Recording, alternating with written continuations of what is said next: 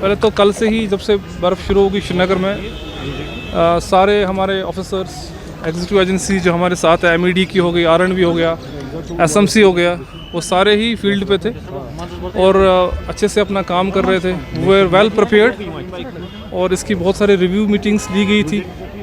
सो वो are ready for it कि snowfall होगा, दैट हमें किस तरीके से काम करना है।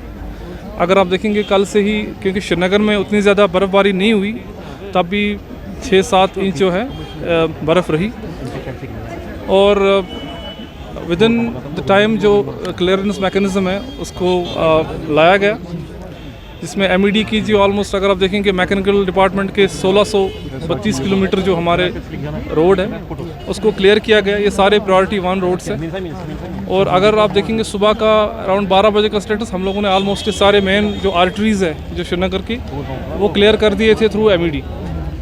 350 किलोमीटर हमारे RNB डिपार्टमेंट करता है क्लियरेंस और उसका वो भी क्लियर हो गया है।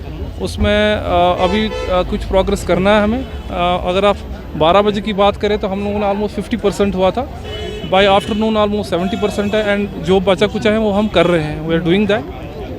म्यूनसिपैलिटी का जो रोड्स है वो ऑलमोस्ट 1500 किलोमीटर है, 750 रोड है, तो उनका काम चल रहा है और जो लेन्स एंड बाय लेन्स है वो खुल रही है, उसमें थोड़ा सा टाइम लग रहा है। हमारे सारे SMC की जो वर्कर्स है करीबन 2000 है, वो काम कर रहे हैं स्लो एंड स्टडीली। हम लोग लेन्स एंड बाय लेन्स भी हम लोग कर रहे हैं। आपको बताता चलूँ, जो MED हो गया, RNB हो गया या SMC हो गया, इसमें जो प्रायोरिटी 1 रोड्स होते हैं वो क्लियर है। प्रायोरिटी 1 रोड्स वही वाले रोड्स है जो कि हॉस्पिटल्स हो गया, यूनिवर्सिटीज़ हो गया, स्कूल्स हो गया, इन जो इम्पोर्टेंट इंस्टॉलेशन होगा इनके रोड से क्लियर करने होते हैं, ये पहले ही क्लियर हो जाती है। पावर के मामले में बताऊँ कि KPTCL ने बहुत अच्छा काम किया है। श्रीनगर की बात करूँ तो 297 फीडर्स हमारे पास है और रफली अराउंड 33 kV जो रिसीविंग स्टेशन है। सुबह रिसीविंग स्टेशन में कुछ 6 की इश्यूज़ थे, they have been restored completely as of now when I am speaking to you. और जो 11 kV के फीडर हमारे पास है 297, as well I am talking to you, all have been restored except 1, वो भी रेस्टोर हो जाएगा। इस टाइम श्रीनगर में जो बिजली नॉर्मल एक दिन में होती है उसी तरीके से चल रही है और हमारे पास कोई भी 11 kV फीडर डाउन नहीं है। अगर आप देखेंगे आज दिन में KPTCL ने ऑलमोस्ट 70 11 kV के फीडर्स को रेस्टोर किया गया है और लोगों तक ये बिजली पहुंचाई गई है। तो बिजली के मामले में इस वक्त we are all okay, we are restored all.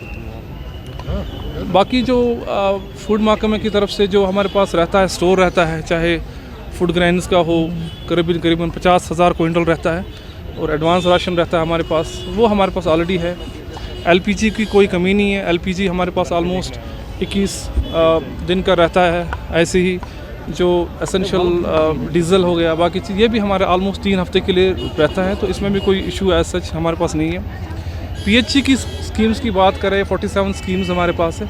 उसमें से इम्पॉर्टेंट ये है कि जो 2 स्कीम्स हमारे पास लिफ्ट वाली जो स्कीम्स है उन पे ख़ास तवज्जो दिया गया था एंड दे आर वर्किंग।